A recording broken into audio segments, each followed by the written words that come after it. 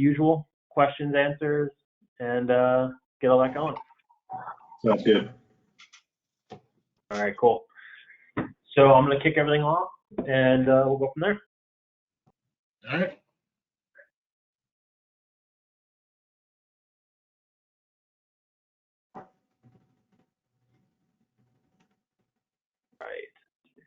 And before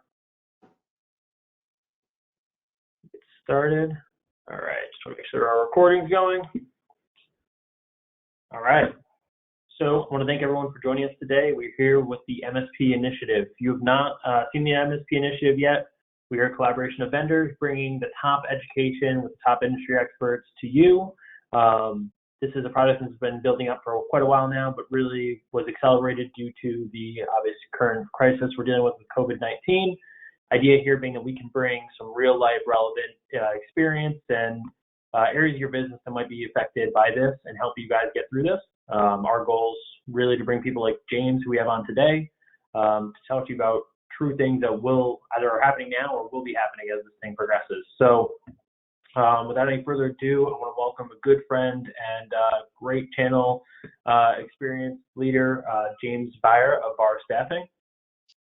Thank you, Alec, for having me. It's good to be on with you. Interesting times indeed, but you know, I remain optimistic. I think, and I know we've got it offline that this could present quite an opportunity for our IT service provider, MSP partners that we work with so closely, our channel.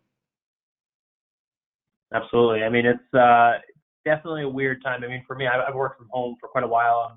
I know you and I are on the road quite a bit together. So, you know, with me, it's not as much of a out of the norm, but I know for our partners, I just saw a massive impact of that one day coming home and getting a request that every single end client you service need to go work from home, from phones to computers to VPNs to everything being set up.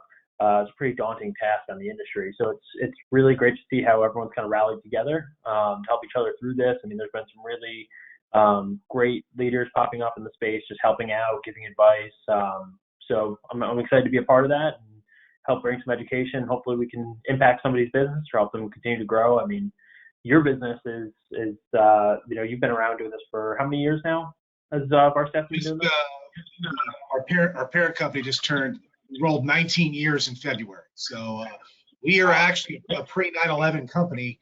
So we've been here before, and I truly believe that the engine that spurs our economy is the entrepreneur, is a small business owner, and that's who we service. So that has me most excited, actually.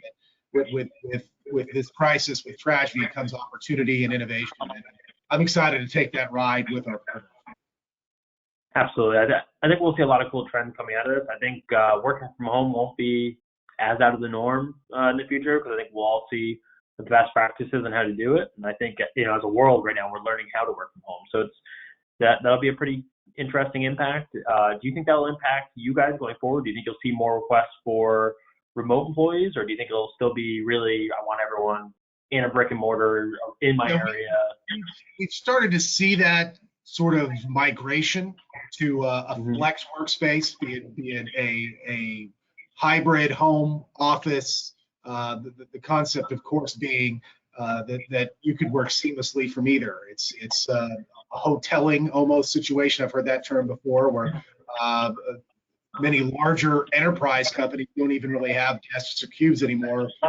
You've got a powerful laptop you can plug in virtually at any office, as long as you have a high-speed internet connection and docking capabilities. So that type of work, and we've seen this with our partners, that's really sort of been the focus over the last 3 weeks as we talk now at the beginning of April 2020. Most companies of any size are forced to now work in that environment, and that's taken our partner community, the total solution providers out there, and given them a whole new workload that I believe, to your point, Alec, will now become sort of the rule versus the exception or the vanity of some of these offices. Set up a redundant work home environment now will become sort of the norm. Absolutely. I think, for me, I worked in a couple different companies, some that absolutely had no interest in having anyone outside of the core office.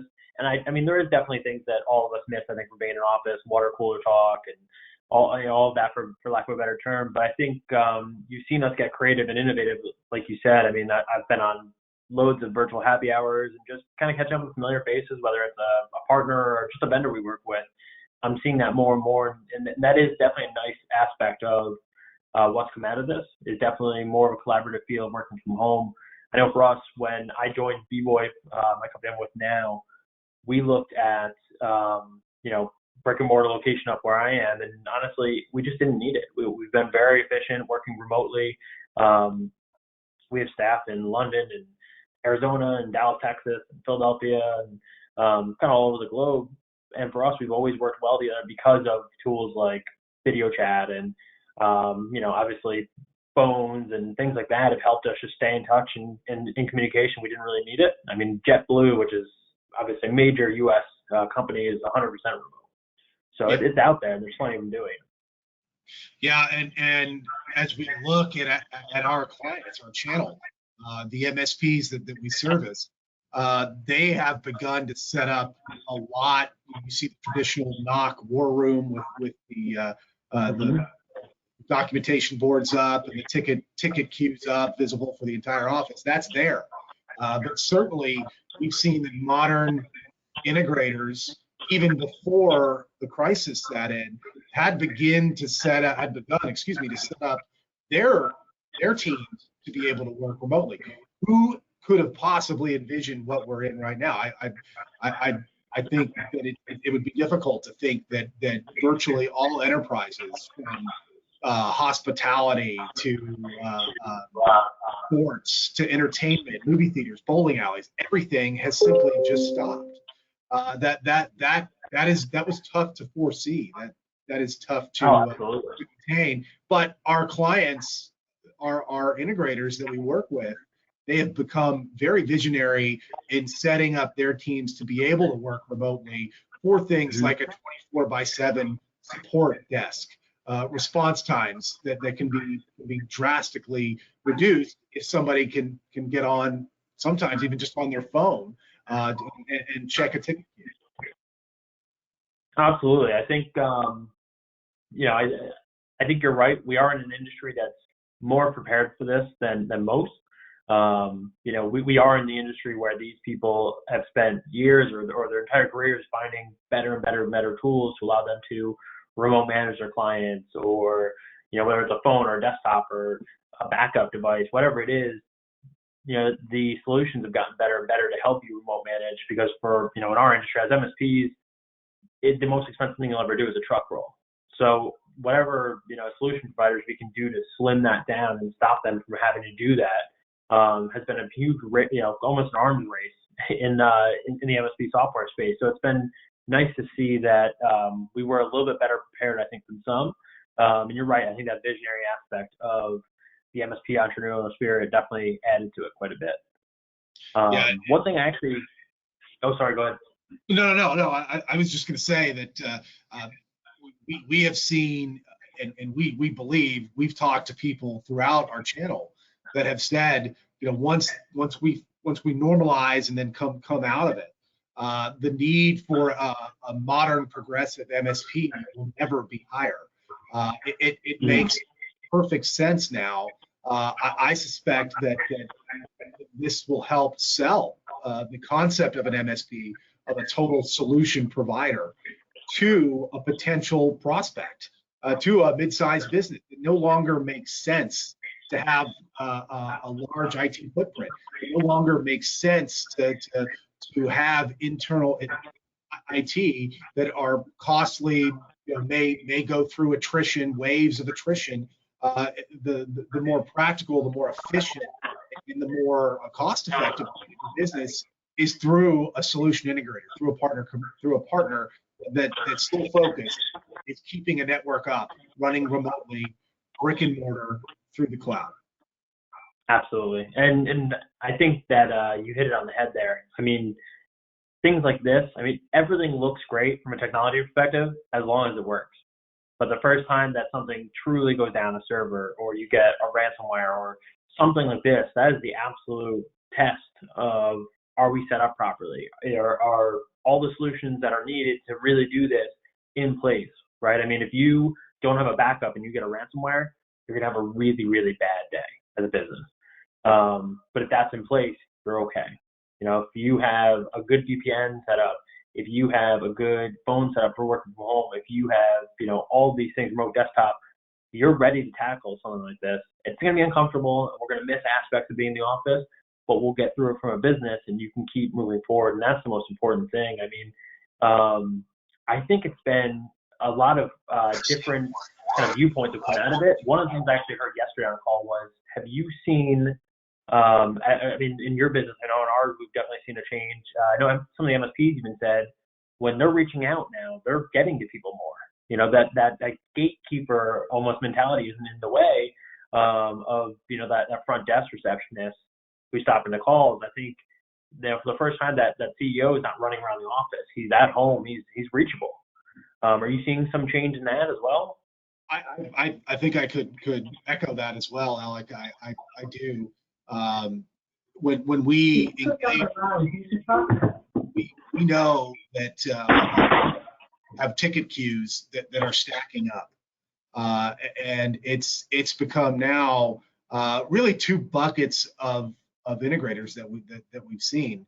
You know, our as I mentioned at the beginning, our core belief is that this will provide an opportunity for our entire partner community to really innovate, and for one MSP to separate themselves through planning, through process, through deliverables, being able to have the right solution stack. But at the end of the day, ticket queues are still piling up. And chief among these requests are setting up VPNs. How do we get everyone remote? And these are things that our channel has been preaching for years now. So when we engage with channel partners, we see it. Certainly, there's reason for concern, but it really has given me some spirit of optimism to hear how some partners truly are embracing this, working with their clients, and of course, that's having compassion in this is key. I've heard many people say the way, not only through a technology footprint we get through this, but through all of humankind, is we have to do this together. This is a communal effort. We will endure. We will be back. But the need is still out there. Being how do we kill tickets when I was already understaffed on February 1, come April 1, now I've got my queue is twice what it was back then. What do I do? Easily. Absolutely. And that's one of the biggest reasons, you know, I reached out to you and wanted you on here. I think you're one of the kind of the most hot button topic right now in an MSP, right, is staffing. You know, that's exactly it. If I already had a rec app, I said, hey, we're trending up and our business is starting to the point where I'm going to need to bring in somebody, or maybe we're replacing somebody that left. That change hasn't moved at all. It's still there. You know, you've hired in-house, out-of-house. You know, you've hired all over the world. What are your suggestions if I'm an MSP and you're right? Some of them, their ticket queues are 2, 3, 4 times higher than it's probably ever been, especially when you have people working on home laptops and home networks and all these, you know, variables. So what are a couple of best practices? Well, one of the things that we find is when dealing with the cadence or the pace of an MSP, very difficult to define. It's very difficult to understand what is different, that type of technology support, and quite frankly, that type of technologist. You really only know it by being in it. So we've fielded calls for the last 2 or 3 weeks. Look, guys, I've got to hire. What do we do? And one of the things that we preach is, you know, really at this point in time, it makes sense to really try to find somebody that comes out of an existing channel partner. Okay, so that is oftentimes the best predictor of success, to find a technologist, whether that's a level 1 help desk or all the way up to a senior architect. Find somebody that comes from our channel.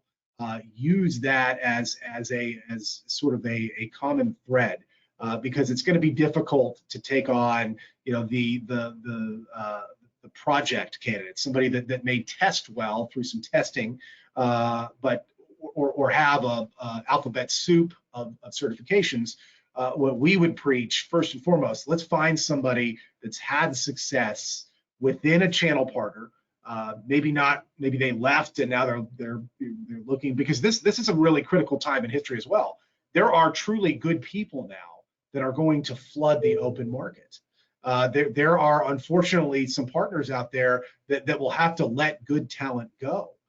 So now we're going to have a much different type of issue when it comes to the talent pool. To some extent, it may become oversaturated. How do we get through all the white noise?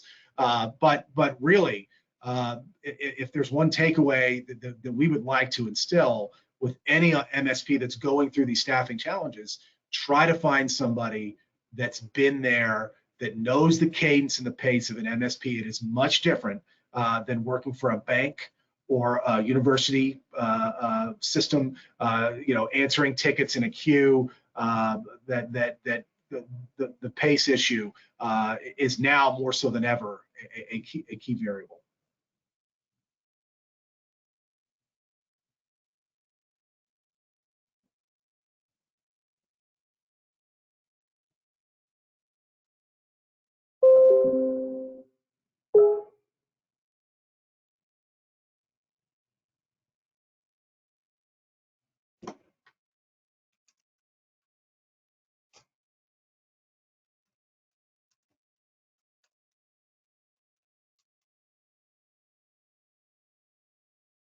So, I think for us, the big thing would be, follow-up question to that is, how do we deal with the next stage of this, right? So, okay, you have some great points. We're ready to hire.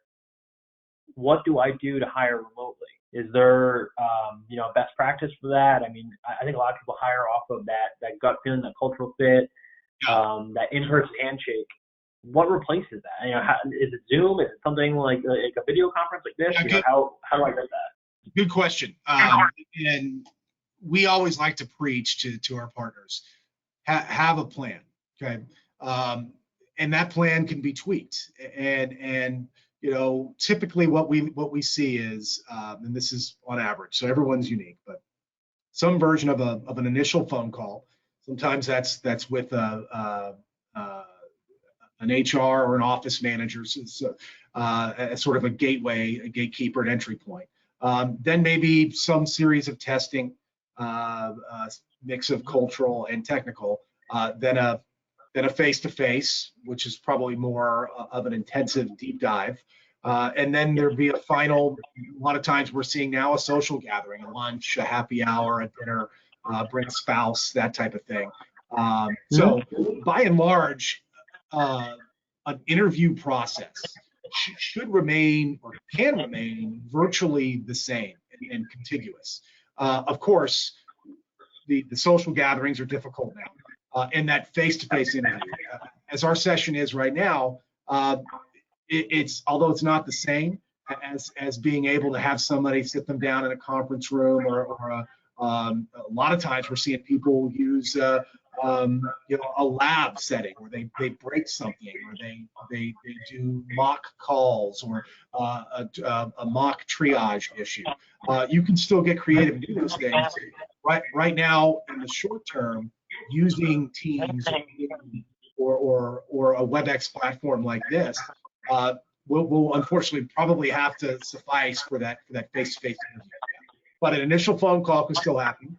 Testing can still happen, and then use an intensive Zoom or team session as the stand-in for a face-to-face panel interview. Okay. Yeah, no, I think that's a great point. I mean, you mentioned testing in there. Are you seeing that become more prevalent in the MSP space? Are you seeing a lot of MSPs put those out? Yeah, testing it's been there. I think there's certainly more options now, more so than ever. Absolutely. We look at testing as a tool, and we counsel our partners to use testing, be it technical or cultural or some mix thereof. Make sure you look at it, as a data point. But try not to make Yeah. things pass fail. Try not to make them cumbersome. Um, we always tell clients is you should interview candidates to hire them, not to find a reason not to hire them. So I oftentimes like that. we've gotten and counseled partners that unfortunately are victims of paralysis by analysis. They overtest, and it becomes a deterrent for candidates. They have to go through, excuse me, several hours of testing, sometimes maybe multiple different testing steps. And that can be a turnoff, and that can also water down the results. If it takes several hours to get through a test, certainly the integrity of the test could be in question. Excuse me. Absolutely. Not a problem. Unfortunately, allergy season on top of a pandemic. So It is, yeah. It is. many of us are hard hit. Yep. In Texas, where we're at, everything's full bloom. So my apologies on Oh that. yeah, absolutely. So let's talk about. So we kind of hit on. Okay, I was looking to hire, or things boomed. What about the other way? I think realistically, what we're going to see is a lot of verticalized MSPs. Some are going to blossom right now. Some of them are just, if you're manufacturing healthcare, your business is probably busier than ever. However, you might be a small shop or a school, right? I mean, it's a hard time. Yeah, education, K-12, there's opportunity there right now. We're seeing obviously a large impact is in our hospitality partners. Yeah, absolutely. There's no way around it. I mean, data is still key. As we've heard from our vendor partners as well, you still have a fiduciary responsibility at some level to maintain the integrity of this data. So there are certain industries, again, like I mentioned, hospitality, that are no doubt impacted. My hope and my goal is that we do begin to stabilize in the near term, and then once again, those verticals that have been hit, the need for their solution provider will be at an all-time high once we come out of it. So, it is tough, to look guys in the eyes, and we know they're out there. But, we're here to help. We're here to consult. We're here to listen, and that's part of what I appreciate the forum here today to do that. We would love to provide any type of counsel, any type of support. Absolutely, and honestly, I've always loved that attitude with the VAR Staffing team. And one of the reasons that you were one of the first we reached out to when we wanted to kick off this series was that attitude, right? And honestly, I hope to have you guys on multiple times going forward. I know, unfortunately, it doesn't look like there's any end in sight, and this is going to be continuously evolving. So I think that's important. I think we're just scratching the surface of a lot of these topics. I mean, on the other side of things, those people who are graduates, the people we're highlighting right now, what if they do have to cut? When should they start to look to rehire? I mean, how long does that process usually take? Are there options around maybe minimizing my staff but not completely losing them? I mean, what do you suggest in that scenario? Well, we hope all our partners remain successful, healthy, and active. So, unfortunately, we know that's not going to be a uniform statement. So, by and large, the time to staff is not when you need them. And hopefully, we have metrics in place through the Gary Pica's that say X amount of seats under management mean this many support, level 1, level 2, level 3. So I'm not here to regurgitate that or even tell you what my opinion is on that. What I can tell you conceptually is that be proactive when it comes to hiring. These are uncertain times, no doubt. but we're going to get through this. We know that. We are confident that things will get better. And having a plan in place, being able to proactively hire is something we preach in any bull bear market, in any crisis. Unfortunately, letting staff go is inevitable. So we hope that that can be contained to a minimum. And certainly, if there's a situation that evolves where you've got somebody great that you're trying to find a soft landing for, there's options out there for that as well. Absolutely. I think obviously all of us hope that our partners and just the channel in general will be as minimized as possible in terms of the effect on them from a staffing perspective. We'd really love to see them continue to grow. I think realistically, that's one of the beautiful things about our IT channel is as vendors, we are attached to the success of our partners, right? So as they grow, we grow, and that's always one of the things I've loved about this, this overall channel as a whole. I think, that's an important one for us. We talked about this early on as management. My company was, what does this look like? How does this affect us, right? Events started to change, our marketing strategy changed, everything kind of took a hard shift. But we quickly said financially we're sound, and there's no plans or nothing on the horizon that even looks like we would ever have to let anybody go. So for us, we still have job recs open, and that's that's an important conversation to have. It's a hard one. It's not one that anyone's ever comfortable having, but I think it's important to have it now and really look 30, 60, 90 days out.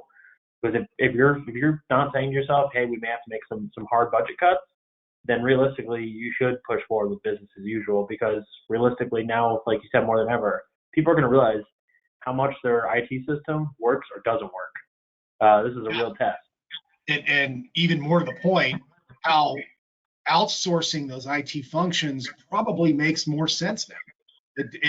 As we look at let's just say a mid-sized construction company, it may now make sense for them to say, rather than carry a small IT footprint, an IT manager, maybe a handful of help desk or an escalated help desk, whatever that looks like, now is the time to go to that business and say, let's really take a deep dive into what managed services could offer you. Let me show you what we can provide. Let me show you what that cost is, and let's compare it to that team of 4 that you're running right now. That you're basically you're sort of stuck paying them through this downtime. So it comes. There's opportunity here across the board. One of the things that I think makes our partner community, and we touched on it a bit earlier, a lot of our partners were coming to us talking about having their teams work flex time anyways. So I hope that the more sophisticated and mature partners that we work with, they themselves were impacted as not as severely as that mid-sized construction firm. They were set up to work remotely, hopefully, even before the pandemic hit. So we find that our partner community, by and large, was somewhat prepared, knock wood. Yeah. And as we navigate these times together, we hope and think that it's the healthy, it's the sound, and the mature MSP that will help get people back, stabilize things as the workforce returns, and as bars and restaurants and hotels reopen. They will need support.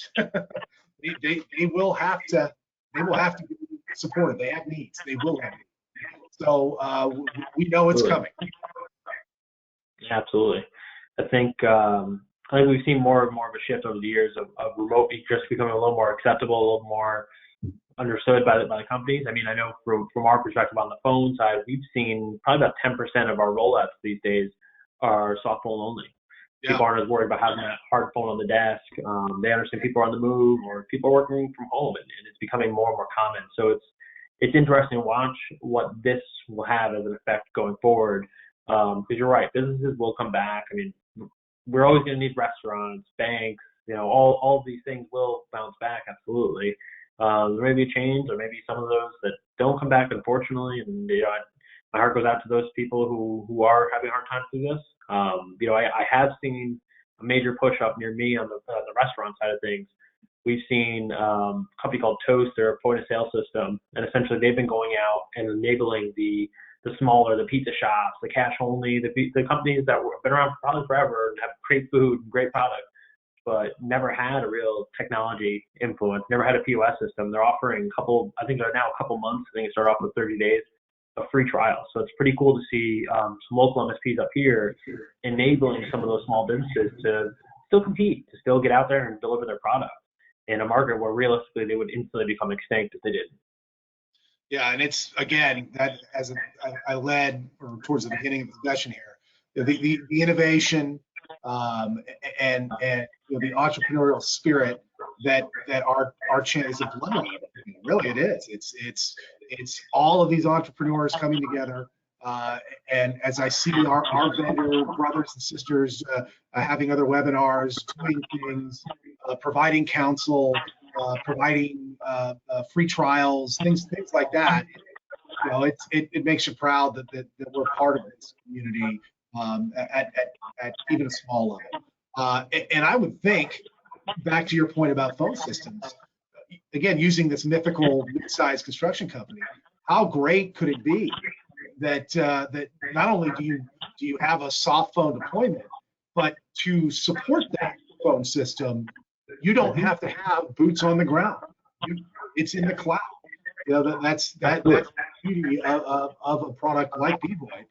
You guys are able to deploy, you guys are able to support and provision all without stepping foot at that office.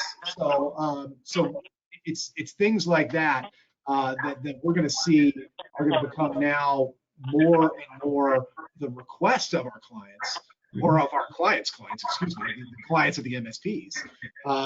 And as we've been evolving our solutions, we're ready to go. So it's again encouraging times when it comes to that type of innovation, when it comes to that type of solution that now has been refined and sought after because of the crisis that we're in.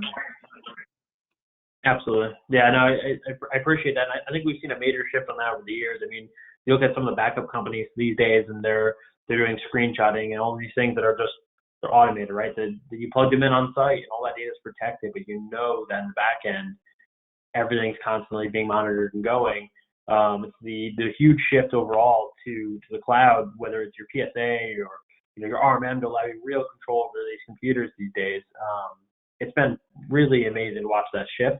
I'm excited to see kind of what happens after this, right? Is there even further of a shift into that remote control that you hit on and some of those things? I think we'll see a pretty large boom coming. One final thing I did want to highlight also is you have a great ebook that you gave us, and one thing I do want to say for everyone listening is that we're going to deliver that out. This session has been recorded.